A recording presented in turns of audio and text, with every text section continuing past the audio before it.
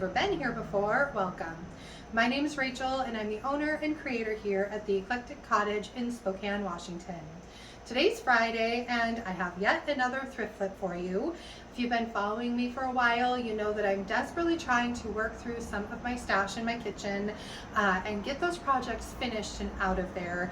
I really have put off going thrifting recently just because I didn't feel like I needed to add any more to my stash here, and I am finally starting to see a little light at the end of the tunnel. The only issue with that is I'm kind of working down to some projects that I knew I either really didn't have a lot of inspiration for or that were going to be kind of time consuming, and the projects that I did for today's video are absolutely no exception to that. One of them I really didn't have any clue what I wanted to do with. The other one I knew was going to be a real long process to get it finished the way I wanted it to be. But I'm so happy that both of them are finished. I really love how both of them turned out. I can't wait to show them to you, and I hope you like the video, and if you do, please remember to give it a thumbs up. I always so appreciate that. And if you haven't already, I would really love it if you would subscribe to my channel and then just hit the little notification bell so you don't miss anything. And then of course, I always love hearing from you guys, so let me know which of the projects you like the best out of the two. And I just want to remind you, if you need any of the products that I'm using in today's video, you can purchase all of them at my website at www.theeclecticcottagespokane.com. Anyway, without further ado, let's get to those projects. So for my first project, I have this cute little wooden book bench. It looks just like a little bitty park bench, but it's actually for holding books. It's solid wood and just in desperate need of a makeover. So I started by cleaning it. It was really filthy because it had been sitting in my storage area for quite a while now. So I grabbed my crud cutter and sprayed it down and wiped it back, and then used some clean water to get rid of any residue. Then it had a couple places where the trim on the fronts of it were just kind of peeling a little bit. And so I had to take some Titebond and glue those down and wait for those to dry before I could start painting. Once I was done with that, I moved on to painting, and for this I am also using Sweet Pickins milk paint in the color Lantern, also with the extra bond in it. And I basically, when I started on the little cabinet, mixed up way too much paint, which is why this bench ended up getting a coat of black paint as well. Actually, I got two. So I went in with two good even coats of the milk paint, and then went over that with some 220 grit sandpaper, just to smooth any imperfections out of the paint and to give it just a little bit of distressing. Washed off all of the excess sanding dust, gave it a really good wipe down with a damp shop towel, and then it was time for decoration. And for the decoration, I am using this beautiful swag floral transfer by ReDesign by Prima out of this set called In the Meadows. So I center my transfer on the back of the bench and then just begin rubbing that transfer down with the transfer stick, peeling that vellum as I go, making sure that if I lift any of the transfer with the vellum, I lay it back down and re-rub that area with the transfer stick. Then I burnish the whole piece in, and it is done. Then it's time to seal my paint, and for that I'm using Sweet Pickins black oil wax. I absolutely love using the black oil wax over the black paint. I think it kind of deepens and darkens the paint just a little bit and really makes that black shine. I'm using just a chip brush and making sure to get all the nooks and crannies of this piece. And once I've got all of the oil wax on, I will let that sit for about 15 minutes before I go back over the entire thing with a shop towel, wiping off all of the excess wax that's left behind. And once that's finished, this piece is done.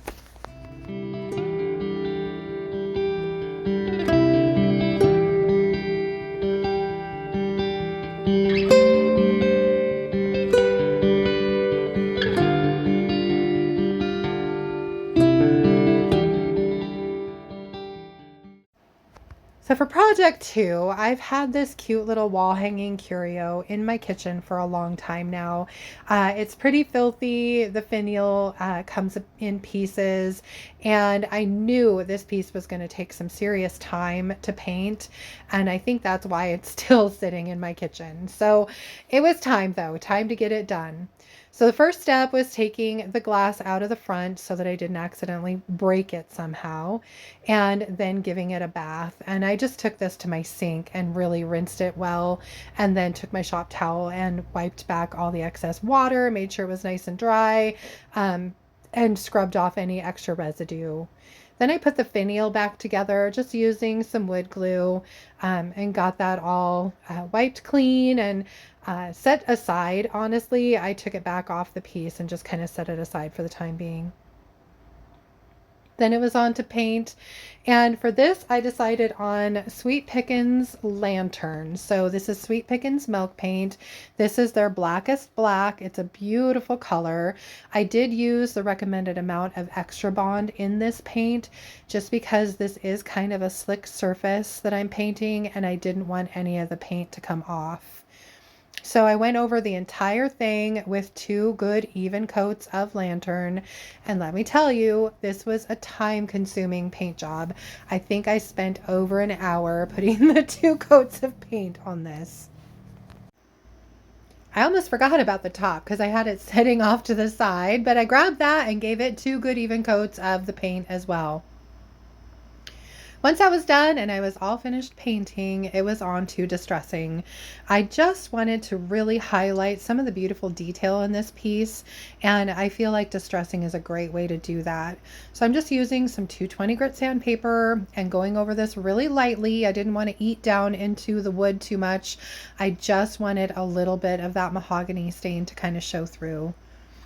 And once that was done, I took my damp shop towel and just gave it a good bath and got rid of any of that sanding dust.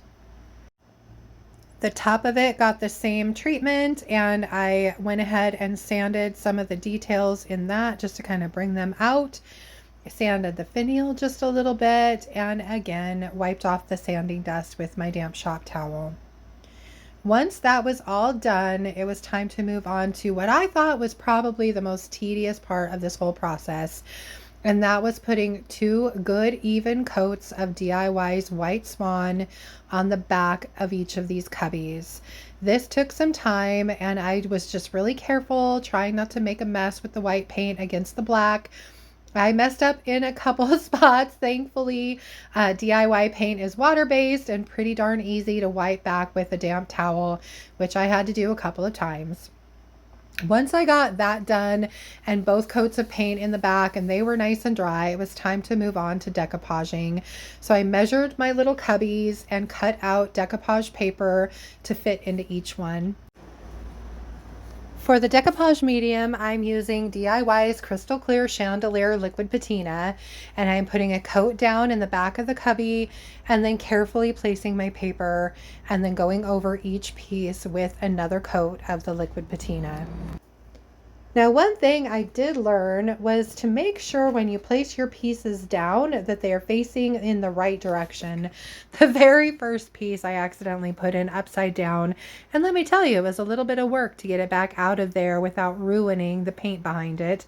Thankfully, everything turned out all right and I was able to get it situated. Once that's done, it's time to move on to the next step, which was kind of an addition. I decided I liked the look of the paper, but I wanted them to have a little bit of a grungier appearance. So I'm taking DIY's Dark and Decrepit Liquid Patina, and I'm placing that in the corners and around the edges, and then I dip my paintbrush in just a little bit of water, just so that I could move that patina around a little bit easier. I wanted it heavier in the corners and lighter across the middle of each of these cubbies, and so that's kind of what I use the water for.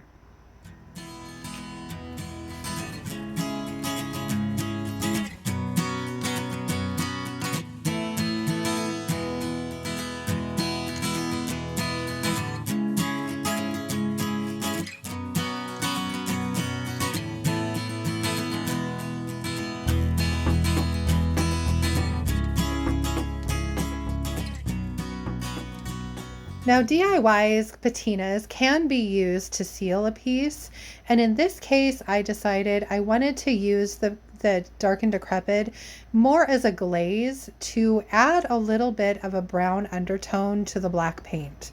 So what I did to achieve that look was to paint the Dark and Decrepit on, and I did use a little bit of water in places just to make it a little bit more smooth, and then I took my shop towel and wiped it back.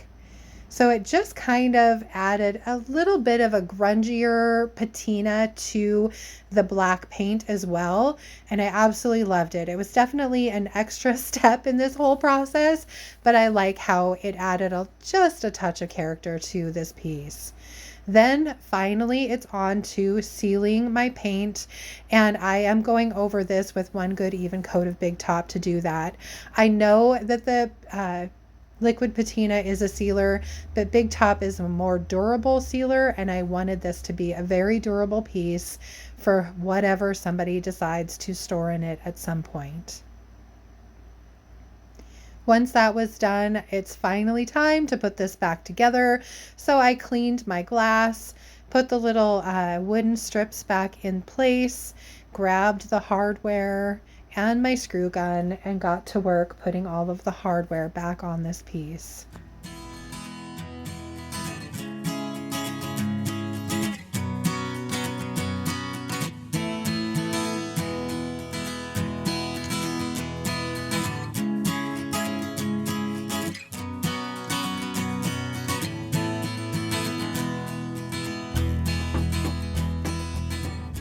Once that was done, this piece is finally finished.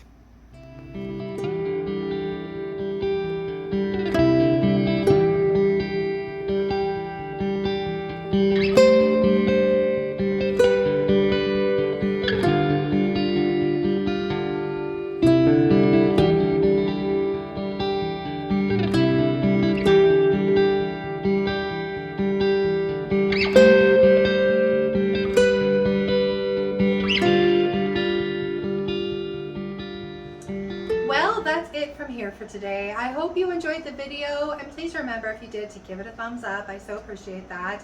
And if you haven't already, I would love it if you would subscribe to my channel and then just hit that little notification bell so that you don't miss anything. I also wanted to take a second and say welcome to all of my new subscribers. My channel has really kind of grown over the past few weeks, and I feel so grateful for that. So welcome. Anyway, for Tuesday's video, I'm thinking we might change it up just a little bit. I have been working so diligently on project after project that I think I need a little bit of a break. And so what I'm thinking we're going to do for Tuesday is dismantle my front window display, and it's time for a reset. And so I'm going to be using some of the projects that I have done recently in some of my YouTube videos to rebuild my front window display. So I hope you'll join me for that.